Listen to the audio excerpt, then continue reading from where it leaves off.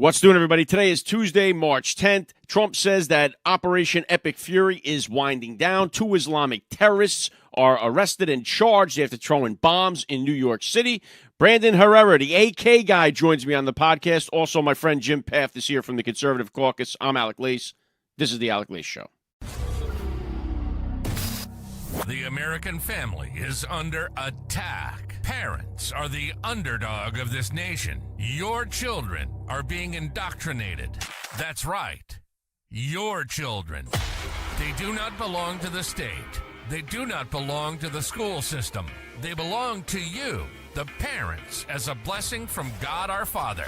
So let's preserve, protect, and fight for the American family together. You're listening to the AlecLace Show. The future is family.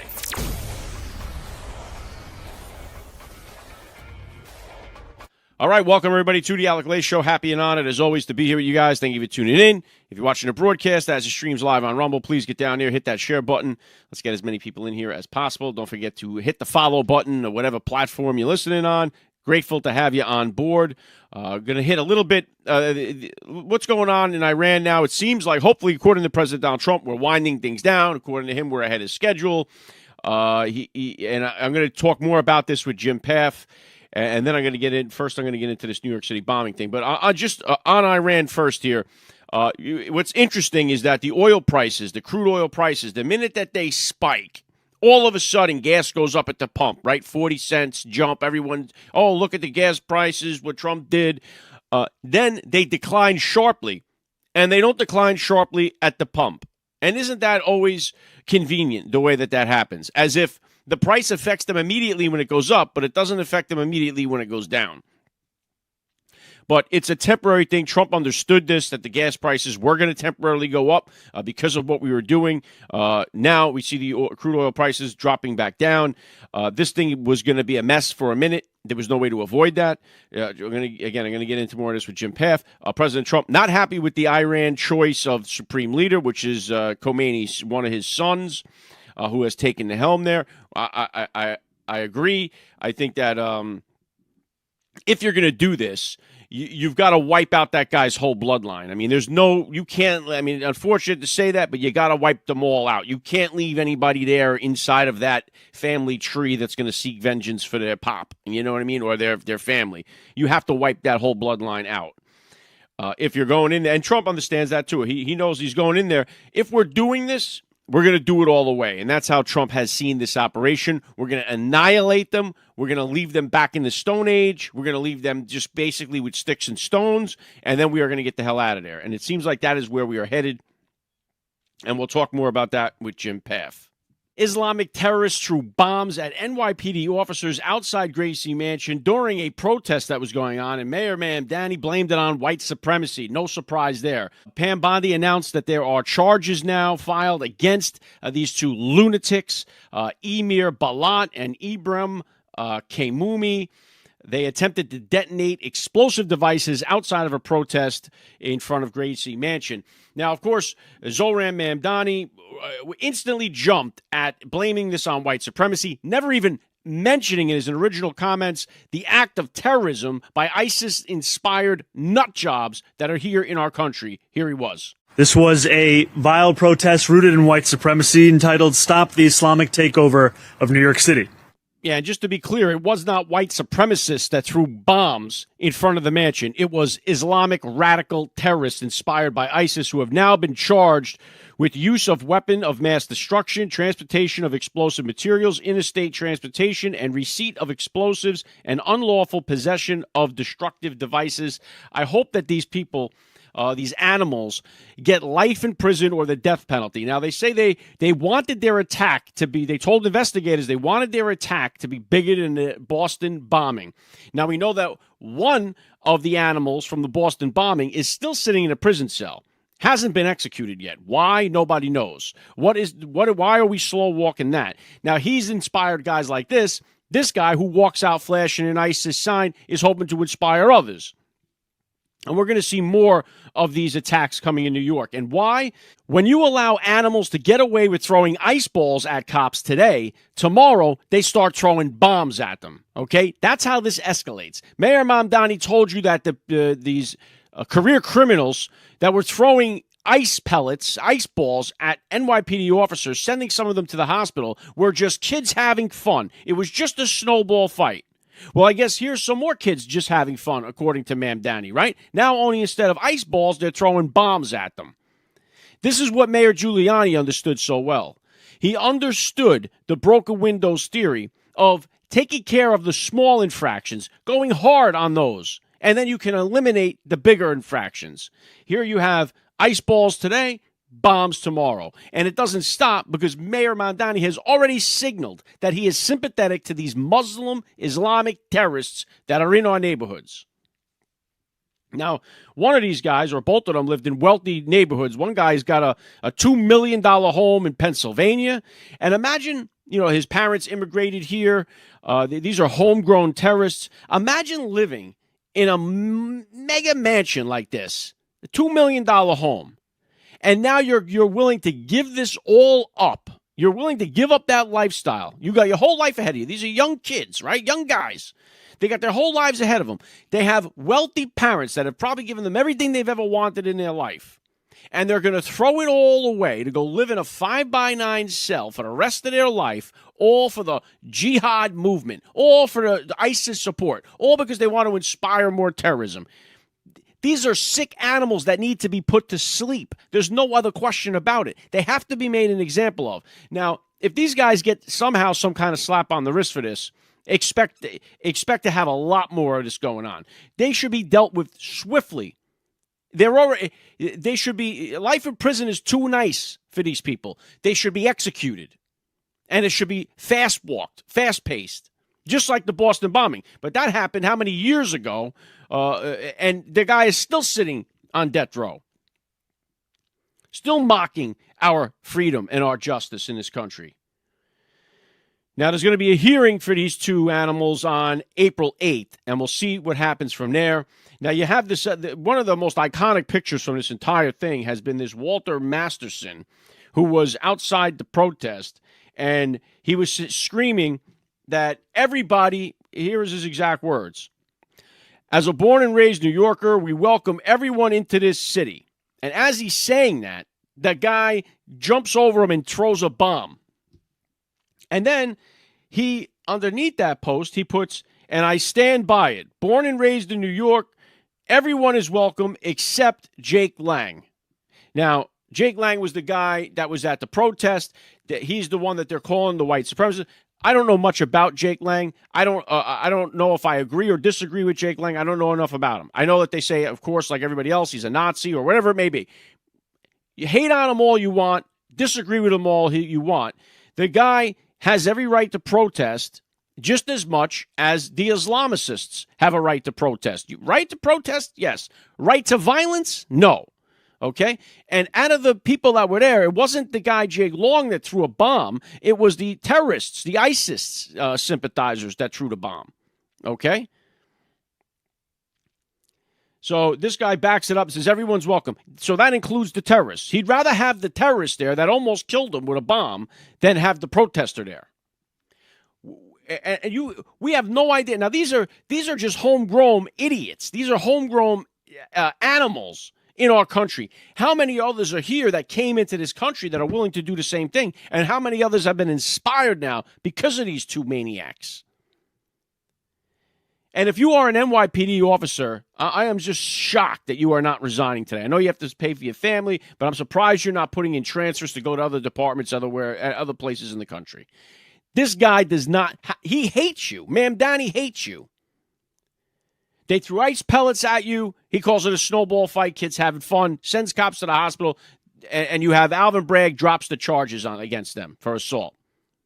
No big deal. Then you have cops get bombs thrown at them. He's blaming white supremacy for it. This guy hates you. And it's only going to get worse.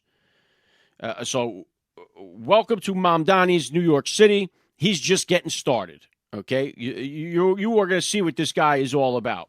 And thank God these guys didn't succeed in pulling off what they hoped would be bigger than a Boston bombing.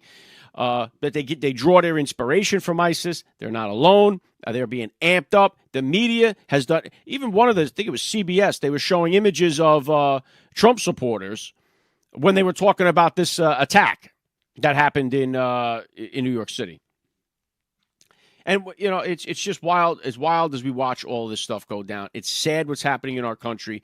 We see what's going on in New York City. They have a call to prayer every morning, 5:30 in the morning. You hear it in New York City. You got Muslims all praying in Times Square on the little mats. All right, that's a show of force right there. That's not just, look, we're just praying. That's a show of force, a show of intimidation. We're here. Here we are. And so it's going to get worse before it gets better because, like, Rudy Giuliani understood this, as I said before, with his broken windows policy. That's all out the window now. They let everybody get away with everything. And it's sad to see what happens. So I pray we'll find out April 8th. They're going to have their first hearing. I pray that they throw a book at these two animals, and I hope that they get, you have no faith that they're going to get life in prison or a death penalty, but you hope that, you see some type of swift justice. And I don't know, should the parents be charged? I'm sure they're going to do an investigation about this. What did the parents know about these two lunatics? How many other people were involved? What kind of networks were they in? What are their social media posts? I think we should have a right to see all of them. We need to see more. Oh, and here was CNN's way they covered the story, by the way, too. If you don't hate the media enough, here's another reason. CNN deleted this post that they put up here, the one that says, 2 Pennsylvania teenagers crossed into New York City Saturday morning for what could have been a normal day enjoying the city during abnormally warm weather. But in less than an hour, their lives would drastically change as the pair would be arrested for throwing homemade bombs during an anti-Muslim protest outside of Mayor Zohran Mamdani's home. Here's what we know so far. They make it sound like these two teenagers were just ordinary guys out for a stroll, hitting Central Park, trying to pick up some chicks. Oh, what a glorious day. It's a beautiful warm weather day. These weren't two young teens out enjoying the weather in New York City on an abnormally warm weather day.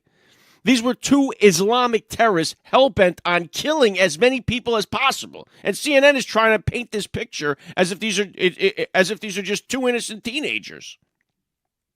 So they issued this apology. A post regarding the 2 individuals arrested for throwing homemade bombs outside of New York City Mayor Mamdani's home failed to reflect the gravity of the incident, thereby breaching the editorial standards we require for all our reporting. It has therefore been deleted. Editorial standards, your whole standards is anti-Trump, Trump derangement syndrome. Everything Trump does is bad. White people are the devil of the earth. It's wild to see. And just like Zohran Mamdani, the same thing. They echo the same thing. His first statements. Now, he never even mentions the Islamic terrorists. It's like they're not allowed to say that. It's Islamophobic to call them Islamic terrorists, which is what they are. Radical Islamic terrorists. We're not allowed to say it because it might hurt their feelings. That's how crazy this is. And the last piece on this before I bring Jim on, we'll talk some Iran. This image of Chief Aaron Edwards has gone completely viral. I put it into a color version because I think it's just an amazing picture. One of an all-time classic photos of NYPD in action. Chief Edwards sprung into action to run down this Islamic terrorist instantly. I mean, he didn't even think. And now, if this bomb that he threw exploded, he would have been just shredded if that thing went off. And in the eyes of that, he sprung right into action. Now, it's fascinating because Chief Aaron Edwards is somebody who joined the NYPD as a result of being inspired by what he saw on 9/11 of first responders reacting to the terrorist attack. He was in college at the time when the attacks happened, and seeing the response of the firefighters, of the police officers, of the EMS, of all of the first responders, inspired this guy to change course and to join the NYPD, which is where he has been. And he is now a chief there, 2-star chief, and he's still getting down and dirty down in the street there, chasing down Islamic terrorists. So, you know what? It's inspiring because he saw what happened on 9/11. Islamic terrorists attacked us here at home, and he saw good Americans running in to help. And here he is, fast forward 25 years later. Islamic terrorists are trying to kill New Yorkers, Americans, and Chief Edwards got right in there and went in to go save lives. And it's inspiring. I would love to see President Trump bring him to the White House, maybe give him something, award, recognition, something like that. But his bravery was on display, and you can see it, like I said, playing it in the slow motion of how quickly he reacted to that. So bravo and props to him. He made his family proud, he made his city proud, and he made his country proud. All right, let's do this. Let's bring on my friend Jim Pfaff. After Jim comes on, I'm going to have the AK guy, Brandon Herrera, who now it almost seems like he won his primary a year ago because this freaking news cycle, it's so swift. But it was the biggest thing on the internet when this happened. Tony Gonzalez announced his that he was going to drop out of the race after they got hit with a runoff, even though the AK guy was ahead of him in the primary. But I'm going to have Brandon Herrera. The interview will be here. I'll do that one after Jim Pfaff. First up, Jim Pfaff, Conservative Caucus. You know him well. If you watch the show, you know Jim Pfaff, friend of mine, friend of the show. Let's bring him on and break down some Iran. Hi, I'm Emily, and I'm at the White House with my dad, and you're watching the AlecLace Show. You're listening to the AlecLace Show. The future is family. All right, joining me now. Back for more action here. Jim Pfaff of the Conservative Caucus. Good to see you, my friend. Good to see you too, Alec. Well, we got Operation Epic Fury.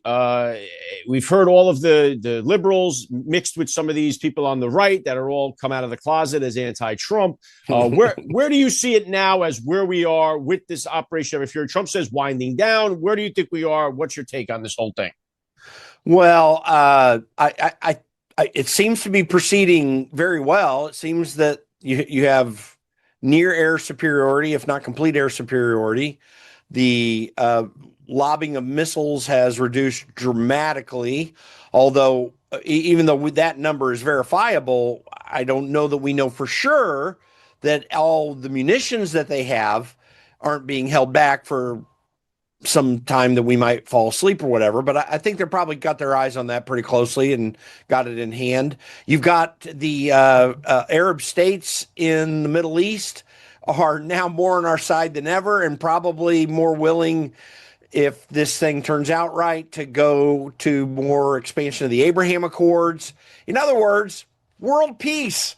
Well, I don't want to push that too hard because the moment you think you have peace, you don't. But what is happening, I think, is Donald Trump, in doing this, is going to reset the international stage so that you do have better relations everywhere in the Middle East.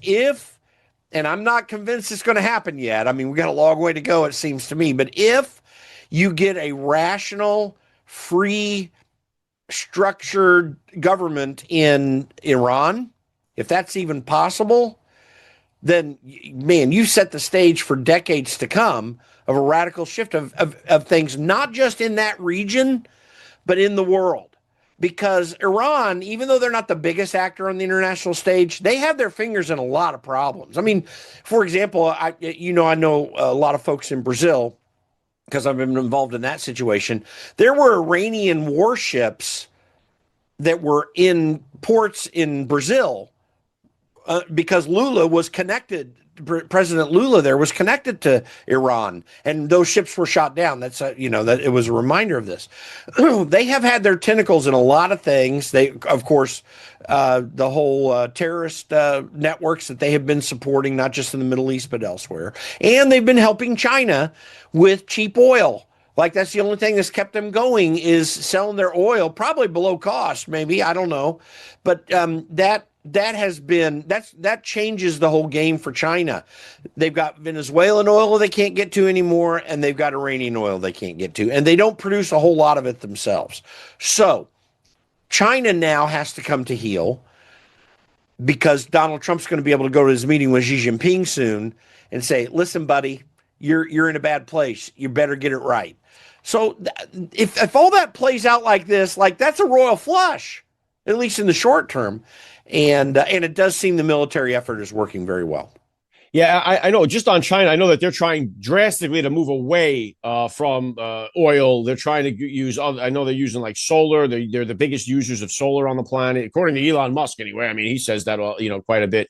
But yes, it does. It cripples China. Here's the two things: is one is I don't see the people taking advantage of the opportunity in Iran to make this shift where Trump was saying, hey, now's the time. You won't get another chance for decades if you don't do it now. But we're not seeing that seem to happen from the people. Now, I don't know if it's because we just don't see it or it's not happening or what. And the other thing is the new guy that seems to be taking over. Trump already said, I'm not happy with this guy. And how could you be? It's one of these Khomeini kids where, in my opinion, you got to wipe that whole bloodline out because otherwise you're going to have a lunatic in there that's going to want to avenge their dad or their dad's regime, and that's going to create a problem. And this guy's got a mansion in UK, not as big as I don't think as the terrorist bombers had in Pennsylvania, but he's got a mansion over there somewhere in UK. But those two things, are we going to see the uprising that we want to see from inside the Iranian people, and do we get a better guy in there than the Khomeini's kid? Well, by the way, also Khomeini's kid, I mean, this is so people understand, this is the son of the most recent leader who was at the lead of the mass killings that were taking place on the streets. Like he was directly involved in that effort in shutting down the recent protests. So this is an evil guy. It's an evil regime. You look back at the Bible and historically, and now you understand why you really did have, and actually historically, not just in the Bible, but all of history, where you would have entire bloodlines gotten rid of because of the future problems that would be there. And I'm not necessarily advocating for that. I think you can go beyond that without having to do such things. Is there going to be a regime that is good? Listen, I have to tell you, this is the one part of the whole deal that I just don't have any really good clue on. What I do know is this: Persian population in Iran is the majority population. It is the largest portion of population. You've got Kurdish population there, and some of these Shiites don't necessarily come from Iran originally. It's kind of an introduction into Iranian territory over time. And so anyway, you've got a mix, but Persian sentiment is high and the Kurds are on our side. So between those two populations, if they are able to get a foothold, then absolutely, I think we'd have something that would work. Consider the fact that, although I really like Reza Pahlavi, who's the son of the Shah that was deposed in 1975. I don't know that he's the guy to lead things, but there's a lot of discussion about his involvement, what he says he wants to do, because a lot of people in the country respect him, is to just be a figurehead and work through these things with everyone and to kind of bless it, so to speak. And there are people in the country who want that. But that brings in a complication because I don't think the guy's ready to run a country. I don't think that he's skilled in that regard. And he hadn't been back in Iran since he left in 1979. So as a figurehead, yeah, that might be a positive force. But again, it's really up in the air. I do not know what's going to happen. I am hopeful that something good would happen. And I do think this is a lot different in that regard than Iraq. I do, yes. I mean, the doomsdayers online were promising us a forever war. They were promising us World War III. It doesn't seem like either of those are even remotely close to happening. But the one part is that, even if they don't get the uprising, even if you don't get the leadership that you want, the success of this mission will be to bomb them into the Stone Age where it will take them decades to try to rebuild even a basic missile. I mean, that's what you're hoping. If you're going to do this, you may as well do it all the way. And as you know, geopolitics isn't my strong suit here. That's why I bring on some guys that do it. Last week, I had a couple of Navy SEALs on, Jack Carr, who wrote a book about Beirut. I just started reading it over the weekend to try to get myself a little bit better knowledge of the region because it's not my strong suit. I basically could care less about that whole region, but we're in it. So I'm trying to get a little bit more knowledge about it. And the more I read about it, the more I don't like. So it's just, I hope we could just get it done quickly, just eliminate their capability to attack us, bring our kids home. And by doing so, it'll rearrange the entire situation there in the Middle East. I mean, that's the best I could see. Yeah. And listen, one of the risks that will continue to exist in Iran is a large Shiite population, many of whom are radicalized with the current leadership, which is a Shiite Muslim leadership. That is there have been Shiite Muslims who worked with us in Iran to try to stop what was going on there. In Iraq, Southern Iraqi Shiites were our friends. So there's a mixed bag there, but there are radicalized Shiites in the area, and you do not know what effect they're going to be able to have. Also, you don't know for sure what the long-term effect is going to be with the other countries in the region and how they're going to go and fill in that power vacuum, which inevitably will exist. So there are a lot of questions on the back end of this. But I will say this, any kind of stability or even partial stability for the next few years after this, where you do bomb everything to oblivion, get rid of any inability to quickly turn around a military and give time for a government to set itself in, if that can be accomplished, it'll be one of the greatest accomplishments in world history. And but what I don't like is the manner. Like, I still am against the forever war thing. I don't want us just running the military all over the place. I do have confidence that Donald Trump is not that way, but I also know, to oppose Democrats, they were supporting an 8-month war in Libya when Obama invaded Benghazi and deposed Gaddafi. Some future president could do the same thing. This is the thing that lingers in my worry. But for the short run, this could be a big win. I think, listen, you can't blame the Democrats and the liberal media that hates them, because they have to seize this opportunity to jump right on it. So the minute it happens, they got it's doom and gloom. It's World War III. Nukes are going to start flying. Troops are going to be slaughtered. So they have to do that, because they'll take the, even no matter what Trump says on a little thing, even the way he pardoned the turkey on Thanksgiving, they're going to jump down his throat. So of course they're going to take this opportunity and blow it up completely. So you have to just kind of disregard anything you even hear from them. But we do, just like you, none of us want that. None of us want the forever war. We all have said it. We continue to say it. I believe Trump in his heart wants to do that too. He doesn't want to get into some kind of long-term conflict. I think he loves our troops. I think he wouldn't send them into harm's way if he didn't think it was absolutely necessary to accomplish the mission. And once he makes that decision, he's that kind of businessman that once he makes the decision, he's all in. He doesn't look back. He doesn't second guess. He's not a guy that lives in the past. We made the decision. We move forward. And I think that's the best we could ask for at this point. Well, it is. And someone who is skilled at understanding what all the pieces of the puzzle are and where they are placed presently and what's important to pay attention to, Donald Trump seems to have a very good skill of doing that internationally, far more than people would have ever given him credit for. And he's proven himself over and over again. I mean, I could just go down the list. It's not just the 8 wars that were stopped by him this time or the Abraham Accords. There's so much more than that. And he has gotten that very, very well.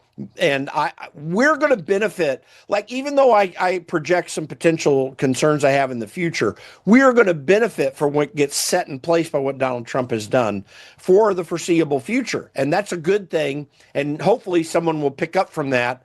And no one's ever going to do it as well as Trump or in precisely the manner Trump does. But there's a lot to pick up on. And I do see some hopefulness in that, even though I always have reservations about us using military power. Yeah. I want us to have the most badass military in the world, but I just don't want us to use it much. And I definitely don't want to use it for political purposes. I don't think Donald Trump has been political in this. I'm hopeful he hasn't, but I don't think he has. And there are a lot of good strategic things about this that work for us in the future. Yeah, well said, Jim. And I do. It is tough to watch some of these people online that are basically rooting for Iran. Like the same people that called you unpatriotic for rooting against like Hunter Hess or Amber Glenn in the Olympics are now rooting for Iran in this operation of fear. So that part of it is disgusting to watch. But what we do want to focus on is what is happening here in our country. And right now, it is the GOP that has been an absolute disaster, because we're a year and a half into this and we haven't got the Save Act passed. It seems like they're doing nothing to lift a finger to help President Donald Trump. I know Thune is talking today. What is the latest with the Save Act? What is your optimism that we have a chance to get this signed in time for the midterms? I'm not highly optimistic that we'll get it signed. I am more optimistic that we may get the talking filibuster. By the way, I'm seeing these media idiots constantly saying, see, Democrats, when they wanted to change the rules, they couldn't change the rules. And Republicans are going down the same path and they'll probably see the same failure. I got a message for these people. They're either incredibly ignorant or entirely corrupt. And it's mostly the latter, but I think it's a lot of the former too, because what's being proposed that Mike Lee, by and large, has been the spokesman for, is a talking filibuster. It's not a rule change. It is the filibuster. Mr. Smith goes to Washington, epitomizes what the filibuster actually is. It doesn't lay it out perfectly, but that is what the filibuster is. You got to stand up and talk. You got to work. John Thune and all the rhino Republicans in the Senate, they don't want to work. They're the Tom Tillises of the world who absolutely want to undermine everything Donald Trump does. By the way, they're the John Cornyn's of the world who are constantly wanting to undermine him. And it just blows my mind that Donald Trump would even consider endorsing him, which he hasn't done. And I think he's getting the message on, but he was thinking about it. So these people do not have either the American people's interests in mind or Donald Trump's interests in mind. They just don't see that working out well. If John Thune, who has all the power here, the majority leader in the Senate, runs the Senate, like even more authority in some ways than the Speaker of the House does on floor business as it happens in the House, because there's no rules committee. The rules are set and the leader puts things on the floor. In the House, there's a rules committee. And even though that is kind of run by the Speaker, you still have people in there who can make decisions. So all Thune has to do is put it on the floor. He says he's got to have 51 people agree on it. He doesn't. He does need 51 people to consistently shoot down amendments in that process that the Democrats would provide. But the fact that that's even in question tells us the corrupt nature of the GOP caucus in the Senate that John Thune is leading. John Thune needs to look every one of these people in the eye and say, we're doing this, and if you don't vote in a block to block everything that Democrats do, then you're going to lose your chairmanship, including you, Mitch McConnell. Like, he really needs to look at these people and say that, but he's too cowardly to do it, it seems.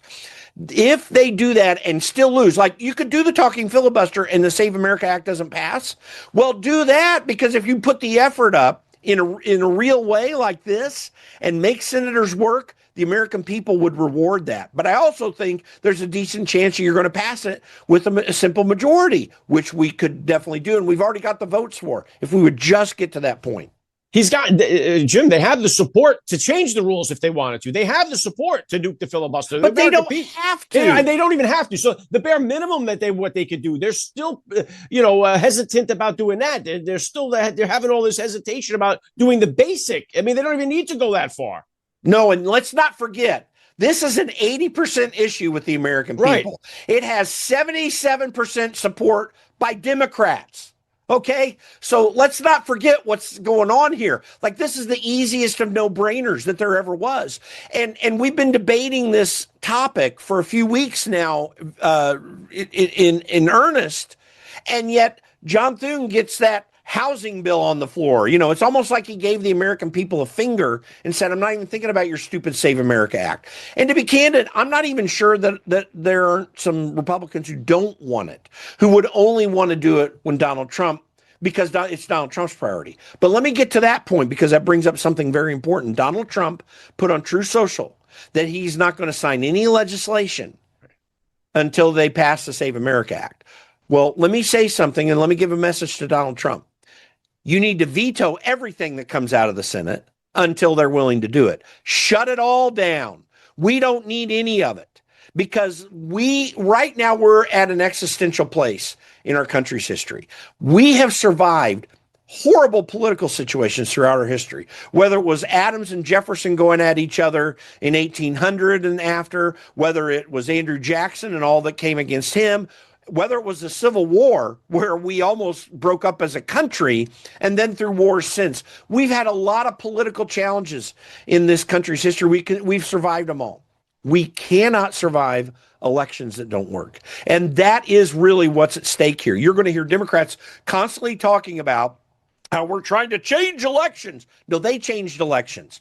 They were ticked off at the rise of the religious right in the 1990s. They were even worse angry when Al Gore lost in the manner that he did to George W. Bush. And that's when they said, listen, we can't win on our issues, so what we're going to do is we're going to tear the whole thing down. And elections that worked well, not perfect elections, but that worked very well throughout our country's history, have radically been transformed this century. And we need to radically transform it back to what it used to be, because that's what works. We have no custody over ballots. We have electioneering happening at the door with vote gathering. We have election rolls that are not clean, and we've got non-Americans voting. We do have that. I don't know the number. I don't know precisely how much. It's probably a lot worse than what even I think. But whatever it is, we can't allow that. That's just a simple thing. And Democrats, when they say they're going to keep Americans from voting, that is, their term American is a euphemism for legal and illegal people living in this country. They are not an American party. They are trying to undermine and overthrow the American Republic. The Save America Act can help us ensure that that doesn't happen. And the Democrats, Jim, admit that by the way that they say they don't want their restrictions is they don't want ICE agents at the polling places. Now, the only reason you don't want ICE agents at the polling places is because they'll be pulling people off of the line that are here illegally. That's exactly right. They're admitting it by proxy.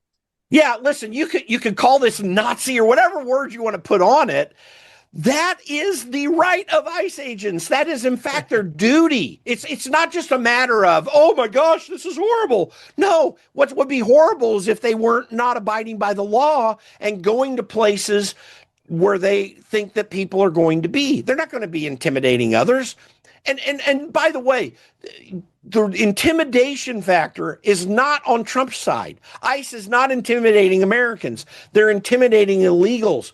What does intimidate Americans is Joe Biden standing in front of a red background calling MAGA people a problem for this country, lying about the J6 stuff, censoring Americans through government edict with social platforms, and shutting down our economy as Democrats did in states all over during COVID and even into the Biden administration when it wasn't even necessary to do so. This is intimidation that the American people have been under that we are now free of. And we have to take this time to assert that liberty. And the Save America Act will allow us to do that because we need confidence that our elections matter and that we can go and change government, Democrat, Republican, wherever it goes, that we can change the government if we want to change the government. We're not confident of that as a people right now, by and large, and that needs to change quickly. And one of the reasons why I love President Donald Trump and I still fully support him 100% is like it's like we have the House, the Senate, the Supreme Court, we have the White House, and it's still so challenging for him to get anything done because he faces so much resistance everywhere. We know he faces it with the media. We know he faces it with these liberal lunatics. He gets it from other world leaders. It's like this guy, what he has had to do and put up with and go through, it's just a miracle. It's a miracle that he's still there and that he still has the positive attitude that he does. I mean, it's just amazing to watch it. And it just sucks that we're in a position where we have all this opportunity here and we're squandering it because of a few idiots that we have in the Senate. Oh, without a doubt. And we do have idiots in the Senate. John Cornyn epitomizes what's horrible about the United States Senate and Congress in general. This is a guy who is making a pitch to everybody right now that he is Donald Trump's best supporter.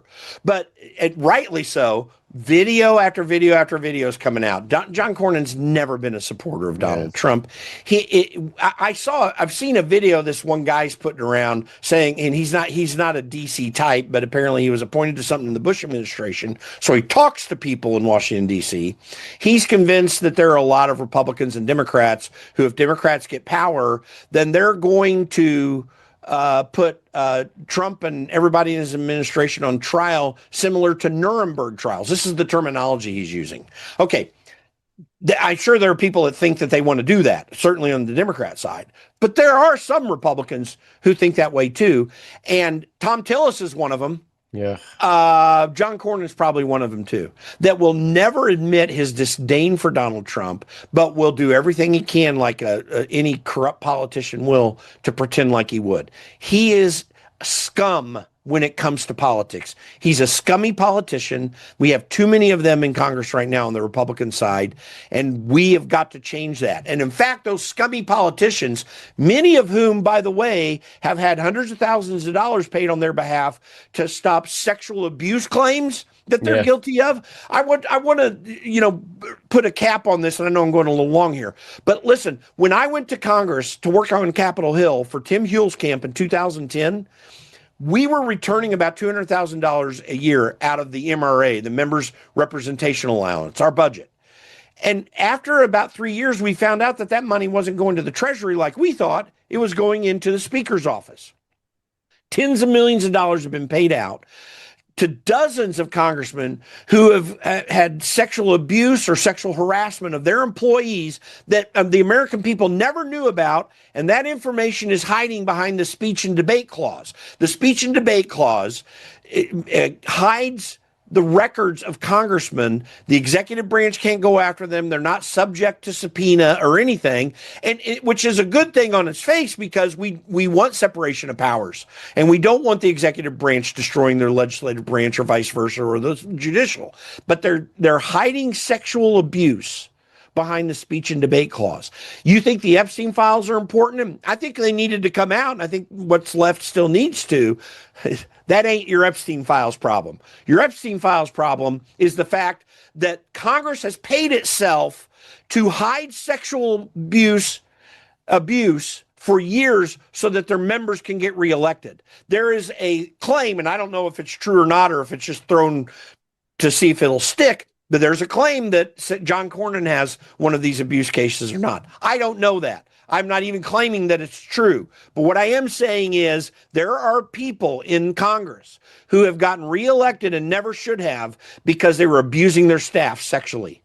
That needs to come out. We have to take this seriously and clean house in Congress because these people take care of themselves against our interests, and that's got to change. It wasn't one or two people that voted not to release that either, Jim. It was almost the entire thing. It was only about 50 people that voted to release it. I think it was either 59 or 69 people who voted to release it. A handful of Democrats and a bunch of Republicans in that small group. Every one of them are right. This has been on the table for a long period of time. There was a CNN article in 2017 that reported at that time they had figured out $17 million had been paid out. I'm convinced it's tens of millions over a long period of time, and it's probably 20 or 30 million this or more this century. This is one of the greatest scandals. Everyone thought that the Epstein files was going to reveal people and break down the deep state. The breaking down the deep state is to go after the John Brennans and Susan Rices of the world, and then to go after the congressmen who got off scot-free who were sexually abusing their staff. Yeah, well said, Jim. You're 100% right. The American people deserve the right to know. They hide behind the fact that we're protecting the victim. We got to protect the victims. They can easily do that. You know that, and I know that. They can do this without having to expose the victims, and then they try to play the game. Well, if we do that, then people will be afraid to come forward. So I ain't buying all of it. I agree with you. My time is running out here, so give me a last word. You talk about some of the people in Congress in sexual abuse scandals. Tony Gonzalez was one of them. He cheated. Yes. He's having an affair. The girl killed us. I got Brandon Herrera coming up right after you. What was your last take of the primaries? Give me the final word on the way out the door here. Well, listen, right now, if the election were held today, Democrats are taking the House, period. That's just the way it is. And as I've said many times, Alec, Republicans are really good at grabbing defeat out of the jaws of victory. They can pass the SAVE Act. They can go through the filibuster process. They will be perceived as heroes. And remember, perception is reality in politics. They're not heroes, but they would at least be perceived that way. They would be doing what 80% of the American people want, and they could have a victory. If it's their goal to actually keep majorities, which I'm not always convinced of, then that's what they need to do. But they need to do it because the American people demand it. And Donald Trump needs to veto every bit of legislation coming out of Congress until they move on this. Shut the freaking thing down. This is existential. It's more existential than the Iran situation. This is really critical for our future. We have got to win on this issue. If we do not, we will either in our lifetime or shortly thereafter entirely lose this republic. Yeah, right on with that. Jim Pfaff, you got great stuff today. You're on fire. I'll see you again soon. Thanks for giving me a few minutes of your time today on the AlecLace Show. Thanks, Alec. Great to see you. All right, honored to have Jim Pfaff on the podcast. What's your take, guys? What's your thoughts on the Iran epic Operation Epic Fury? I know we have. I was saying with Jim there, we got some strong opinions everywhere around the board. Bottom line is, we pray for our troops. We pray for our president. We pray for our country. We want to win. We want to win decisively. We want our boys to come home, and we want this situation to be changed forever. Where it doesn't impact us again down the line. That's pretty much to wrap it up in a bow. So put your comment down below. All right. Last week there was the primaries, and there was some big, bangers that went down. Number one, I would think you see Dan Crenshaw get the upset, where now he's out, right? Which was a good one to see. It was just disappointing with Dan Crenshaw that he turned into a rhino. He went the wrong way, which is disappointing. He's an American hero. He's a Navy SEAL. He had so much hope, for guys like him when they get into Congress. It's one of those things where you see guys that say things, you vote for them, you like them, they get in there, and all of a sudden they're voting the other way, and you're like, what are you doing? So Crenshaw's out. One of the other races that was a key race was this Tony Gonzalez, who for some reason keeps getting reelected down there. I think my friend Victor Avila ran against him, couldn't beat him. The people just kept voting for this guy. He's a rhino himself, Tony Gonzalez. He's a anti-gun guy. He's just pushing 2A amendment bills. He's just not the guy you want representing, especially in Texas. This is Texas 23rd District. And so what happened was Brandon Herrera, the AK guy who built a fortune, with his gun videos, YouTube videos, something like that. He does videos on YouTube, but he's also, in the gun world. He has been trying to take down Gonzalez as well. Didn't get him the last time, but this time had the edge on him because Tony Gonzalez was having an affair with one of his staffers, treated her like shit, sending her these messages. You ruined this girl's world. She ends up flipping out and going and killing herself by lighting herself on fire. It seems like, I don't know, maybe this is just me, but it seems like in the last 3 years or something, all of a sudden we're seeing people burning themselves alive. What in the world is with that, right? We saw the one where you had that Air Force guy. I talked about that last week because you had that other Marine who lost his, mind and is over there trying to die for Palestine or Iran or wherever he's trying to do. But anyway, the Marine flipped out. That reminded me of the Air Force guy, Aaron, Bush Chanel, who burned himself alive for Palestine. He poured gasoline on himself, lit himself on fire, screaming "Free Palestine!" Like what in the world? And then you had the one that was in New York City during Trump's trial when he was down there. If you remember, you had that one guy went there, threw papers, pamphlets all over the place, and then burnt himself to a crisp in flames. And then here was this girl too, just burned herself alive. It's you would think. If that happens, it would happen once in a generation, once in a century that something like that would happen. We've had three, just those three I can name off the top of my head in the last couple of years here. So anyway, Tony Gonzalez, the way he treated this girl, he had this affair, a lot of stuff surrounding this guy. Somehow, he makes it a tight race with Brandon Herrera, and neither one of them get 50% of the vote. So it goes to a runoff now, where they're going to have to wait. They're going to do a runoff next month. But the other day, Tony Gonzalez dropped out of the race. So he bowed out, and Brandon Herrera is now the guy who wins the primary in Texas 23. He joins me on the podcast now. You're listening to the AlecLace Show. The future is family. All right, joining me now, Brandon Herrera. Welcome to the AlecLace Show. Thank you for having me, brother. Well, congratulations. I was excited to see that, this guy, Tony Gonzalez, had dropped out. What was your initial reaction when you seen did you see by post? Did he give you a phone call? How did you find out that this was going down? I had kind of made the assumption, and I believe that was the correct assumption, that at this point in this primary, even though I gave him a concession call the night that I found out that we lost the runoff last cycle, I didn't think I was going to be getting a call from Tony. But I did my phone started exploding. I saw I was tagged in a million things on X, and I kind of, I picked up my phone, and then life changed. And so now we're moving forward to fighting the Democrats in November, and then representing the district the way it's always deserved to be represented. Yeah, well said. And I was just, I mean, I think many of us, myself included, were just surprised to see how close the race was. I mean, and by all accounts, this should have been a blowout. I can't believe after everything that was going on, this many people were going to force this thing into a runoff. Did you have that same reaction? Yeah, no, I was also surprised. I wasn't surprised to see that we had squeaked out a win, but I was very surprised to see how tight it was. And I think there's certain elements of that are, like early voting. The first day of early voting was before any of the scandal had broken and the text messages had come out, and this became a national news story.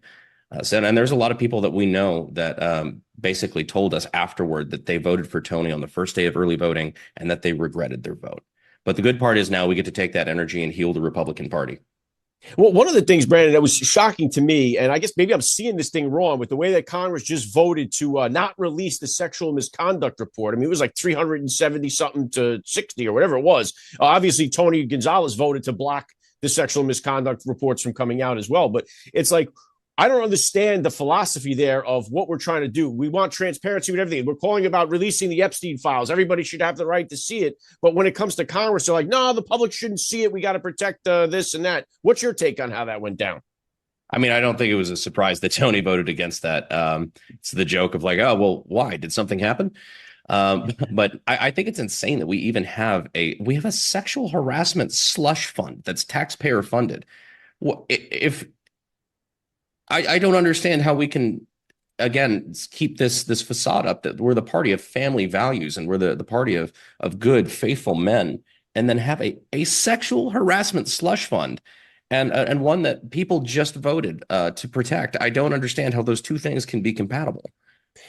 Yeah, me neither. And here's the problem too. And we pray that we get candidates like you that are going to be in there, be like who you say you are. Because here's the trouble, man, is like we have so many people that run these campaigns. They tell us, oh, we're with Trump. We're going to do this. We're going to vote this way. And then they get in there and it's the complete opposite. Then little things start to freak out. You got the Dan Crenshaw. All of a sudden, you're like, well, wait a minute. What happened here to this guy? And it's almost the same way with some of these influencer worlds. Like they built their entire platform on the Trump campaign, the MAGA crowd. And now all of a sudden they've turned like, oh, yeah, we're against that. So it's like it's hard to tell who's who in this whole influencer social media world. And it's affected politics, too.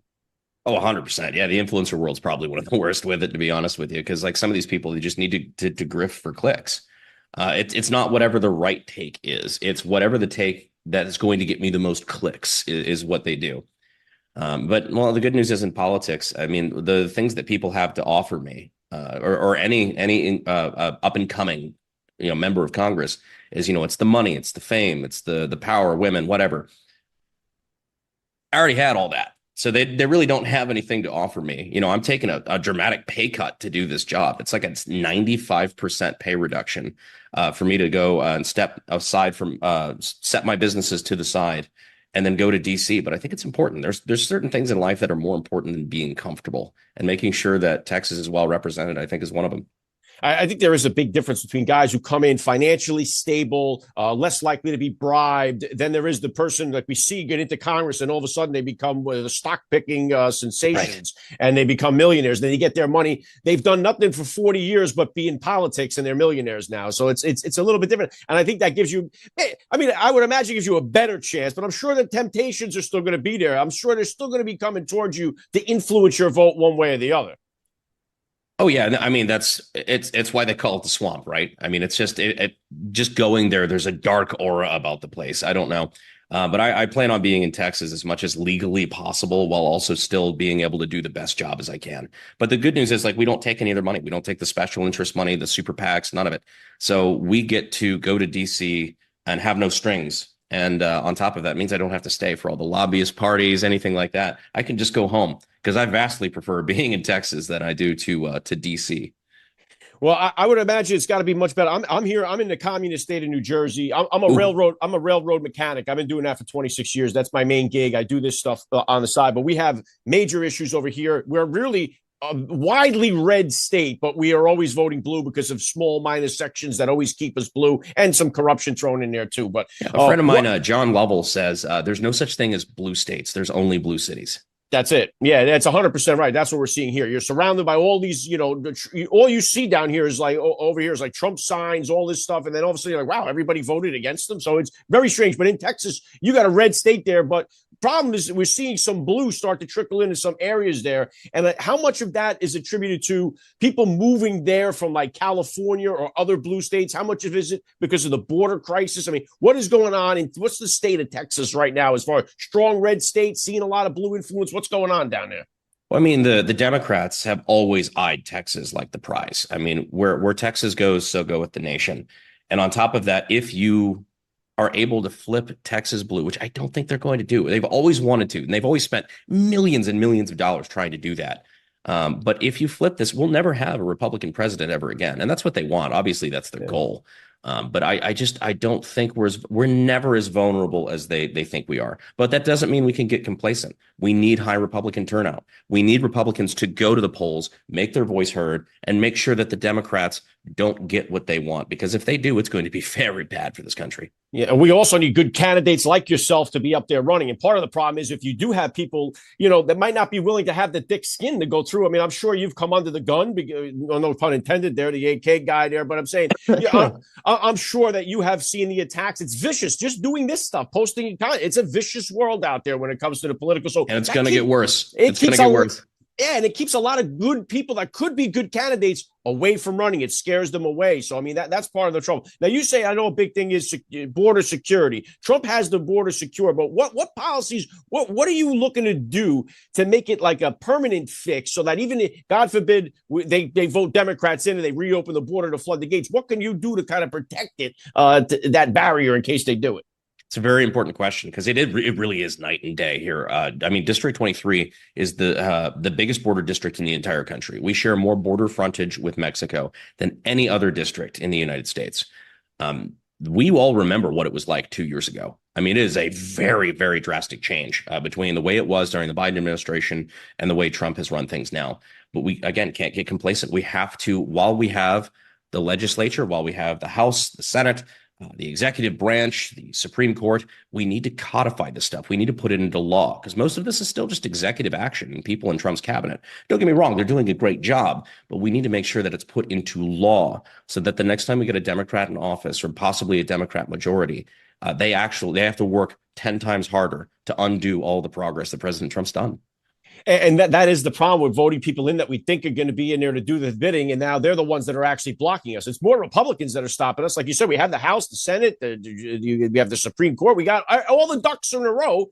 Yet we can't get anything codified for Trump to secure this stuff. And if we can't do it now with all of that stuff in place, what chance are we going to have down the line when we don't? I mean, it's now or never. And it seems like there's no sense of urgency down there in Congress. I'm constantly down there at the Capitol, the White House. And it's like, it doesn't seem like there's a sense of urgency like we have out here on the street. It's a catch-22 because what they're worried about is they're worried about keeping their majority. And I understand that. And that's vitally important that we do keep the majority. That being said, what good is your majority if you're not going to use it when you have it? If your only concern is keeping that majority, this isn't sports. This isn't football. We're not playing a game of King of the Hill. If we don't do things that we promised the voters we were going to do when we get there, why have it?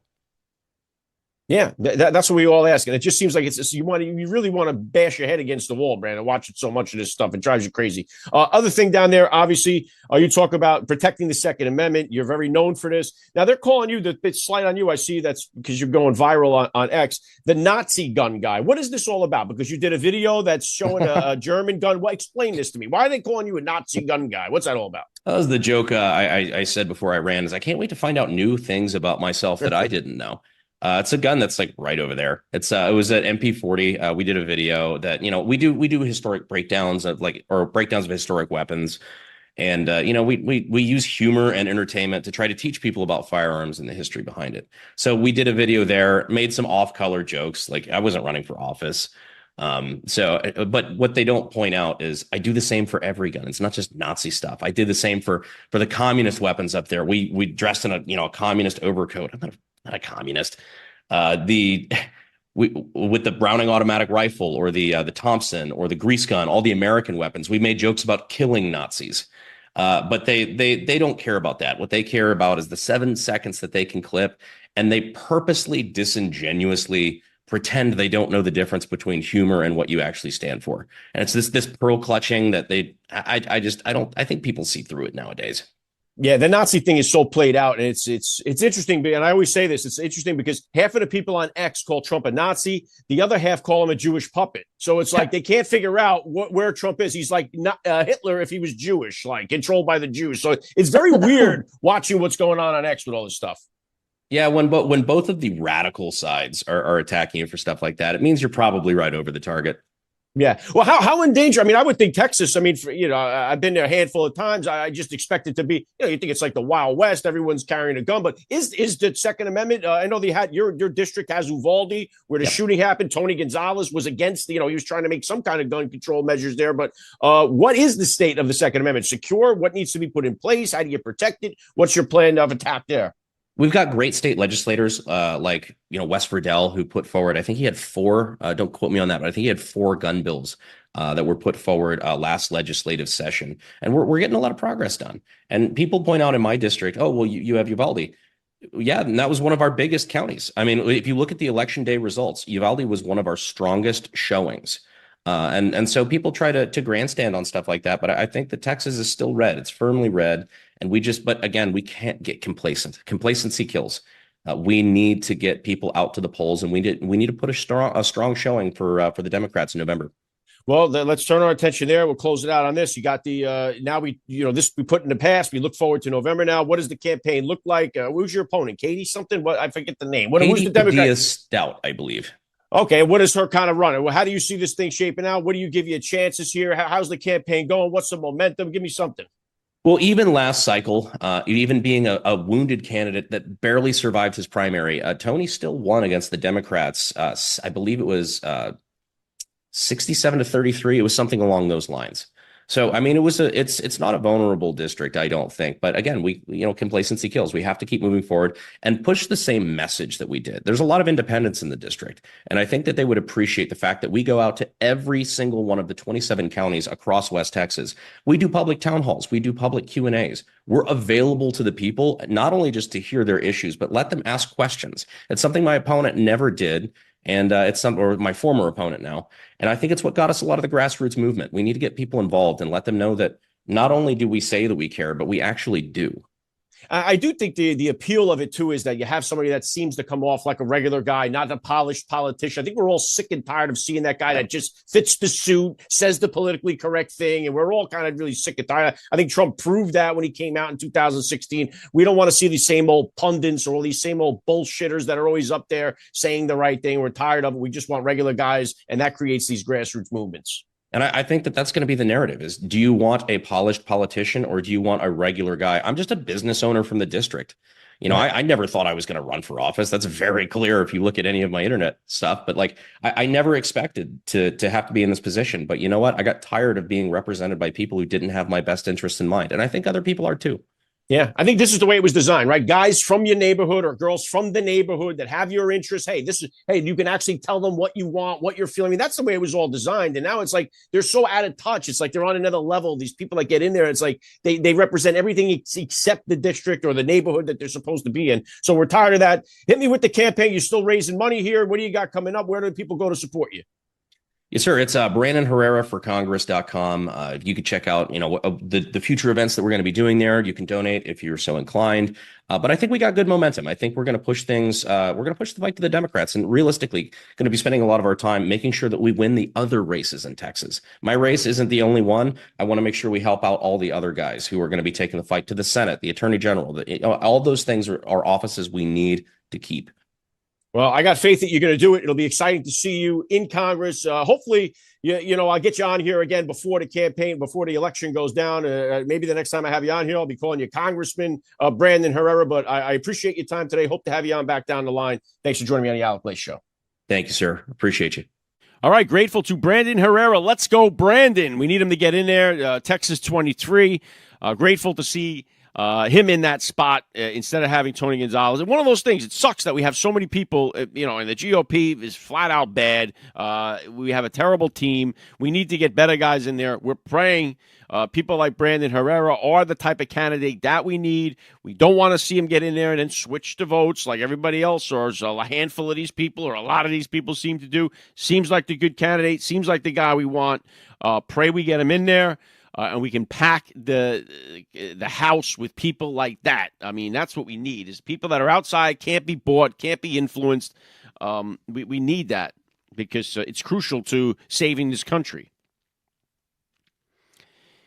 One of the other things I wanted to talk about, I got two more things here, and then I'll let you out of here. Jesse Jackson passed away, right? And so Barack Obama, Bill Clinton, Joe Biden, Kamala Harris took the opportunity to use that funeral, that platform that they were given, to make it political and bash Trump and go after MAGA and go after conservatives and go after the political environment. They took that opportunity. Now, Trump didn't go. Now, I believe he was invited, but knew that this would be a huge deal if he showed up, didn't go, or it could just be tied up with everything else. Not entirely sure how that all went down, so don't take my word for it. Anyway, Obama, Clinton, and Biden, the other living presidents, were in attendance. And what they did was make an absolute spectacle of it. They stood on the grave of Jesse Jackson to make it a political rally type of speeches is what they were doing. Jesse Jackson's son blasted them for it. Take a listen. I listened for several hours of 3 United States presidents who do not know Jesse Jackson. He maintained a tense relationship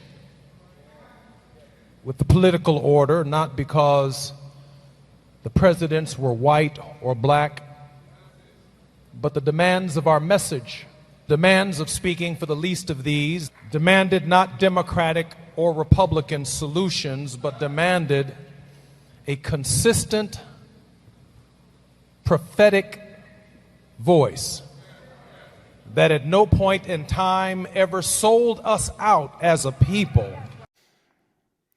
And do you think that even after getting scolded by Jesse Jackson's son, being called out by saying, hey, you used my pop's funeral here to spread your political message, he calls you out, you think they feel any whatsoever remorse? You think Barack Obama feels bad about using? He could care less. Biden don't even know he was there. And Bill Clinton was checking out all the chicks in the room. So they could care less about anything of what Jesse Jackson Jr.'s kid says, just like they could care less about Jesse Jackson himself. But who did Jesse Jackson care about? President Donald Trump. We played this clip when he passed away. Jesse Jackson praising President Donald Trump because he was getting involved with him in New York City, helping him with his programs, caring about the community. That's what Trump's his post was about after Jesse Jackson died, saying he hated Obama. And what he didn't want it to do was become political. Obama and Clinton and Biden made it political. Shame on them. And you heard it right from Jesse Jackson's son. Will there be any shame on their part? Not in a million years. All right. Last thing I wanted to hit on here was this. I posted this on X, blew up. It went viral the other day. And it's amazing. I put this up. It's Tim Tebow testifying in front of the House committee about just how many people are downloading child porn in this country. The video was really shocking. Take a listen. Every one of those red dot maps is a unique IP address that is downloaded, shared, or distributing child rape images, almost all under the age of 12. And that's just a 6-month screenshot of it. And there are over 338,000 on there. There's blue dots on there. You can't really see them, but the blue ones are the ones that are under investigation. In a sea of red. Isn't that a problem of what we're talking about? So he's showing those people at Congress a map with 338,000 unique US IP addresses that are sharing child sexual abuse material, kids under 12, just in the last 6 months. Now, this barely made the news. Why? Because it wasn't in the Epstein list. See, we're so worried about the Epstein list. They're like, that's the only type of child stuff that ever happened in the history of the world. If we don't get the Epstein list, then that's it. Nothing else matters. This right here, 338,000 IP addresses are downloading, sharing child sexual abuse material is happening within the last 6 months. Every single member of Congress who mentions the word Epstein should be mentioning this and saying we need to track down these IP addresses and we need to put these people in handcuffs and we need to do something to punish them. But not a member of Congress is going to do that. They're going to keep talking about Epstein. If you don't mention this, if you're not screaming at the top of your lungs about this is an epidemic in our country.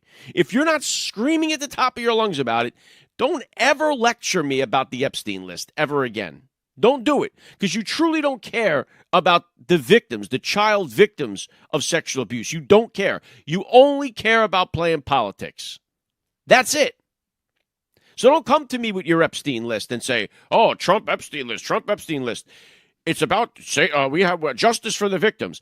If you want justice for child victims, then you would be screaming about this right now. But they're not, because they don't. You know it, and I know it. But this is an epidemic in our country. You would think that there'd be like maybe a handful of these people that live amongst us that are sexually attracted to children. But they're a dime a dozen. They're all over the place. And what do? You cannot cure these people. There's no cure for it. If your brain is wired to be attracted to a child, there's no fixing it. There's nothing you can do to rehabilitate it. It's the same thing that they're doing with it would almost be like trying to say, pray away the gay, right? They used to say that years ago with the gay people. Pray away the gay. If you're attracted to a man, that's it. There's nothing you can do. You can't change that, right? So it's the same with these people. They're attracted to children. There's nothing going to change it. So you either castrate them, kill them, or put them in prison for life. You have to do... We have to do something severe to solve this problem. If we don't, we're saying we don't give a shit about the children in this country. That's it. You have to take severe action. There has to be, for downloading child porn, I don't know, I'd like to see castration for that, but I would, we are a country that has, we don't use cruel and unusual punishment. We're a country that exercises that. We don't stand for cruel and unusual punishment. We don't want to become barbarians. We don't want to, we want to become a civilized society. So we do it. So I don't know. What is the punishment? Can you lock up 330,000 people? I'd send them all to El Salvador, to CSOT, personally. I don't know if that's possible to do. But the people that are actually convicted, hands down, of assaulting children, sexually abusing children physically, should be castrated, life in prison, or death. There's only those three. There's no other option than those three options. The fact that they're coming out of prison, like they get a few years and then they're back out or something, what are we doing? By putting these people back out into the street, we're just saying we could care less about the children in our country. So if we don't take a strong stance on it, then why are we even talking about the Epstein list? Why are we even talking about any of it? It has to be strong and harsh, but it just seems like it'll never happen. We talk about it. Trump has mentioned the death penalty for child abusers. This should be supported by every single person in Congress with zero default. Not one person voting against it. Death penalty for child rapists. Death penalty. Has to be. It should be a law. But we don't have it. Minimum castration. So frustrating stuff. It's hard to watch it. It's hard to listen to it, especially when you have children, you have daughters. It's just very, very hard to listen to it. So protect your children out there. You know the drill. Online is the worst place for the predators, where they're lurking. It's almost impossible to keep them out. It's not keeping them out of your home and out of your neighborhood now. It's trying to keep them out of your house because they're right inside of your living room. They're right inside of your kid's bedroom. They have access 24 hours a day. As long as there's a device in your house, as long as your child has access to a device, these predators have access to your child, and it's scary stuff. All right, so that's what I had for you guys today. Hope you enjoyed the program. Grateful to Jim Pfaff and Brandon Herrera for joining me. Make sure you bring it back on Thursday. Trying to get some guests lined up for that. Follow me on X at AlecLace. And that's it. God bless our troops right now, our active duty military members who are participating in Operation Epic Fury. I pray that they are home soon and safe. We pray for the fallen. I know we have 7 victims, 7 KIAs from Operation Epic Fury. We pray for these new Gold Star families that are now in our country. We pray for all these families that are fighting abroad. God bless America. God bless our police and first responders, especially our NYPD officers who are doing it in the face of a mayor who hates their guts. God bless you, parents and you listeners out there, and I will be back on Thursday. Take care. You're listening to the Alec Lace Show. The future is family.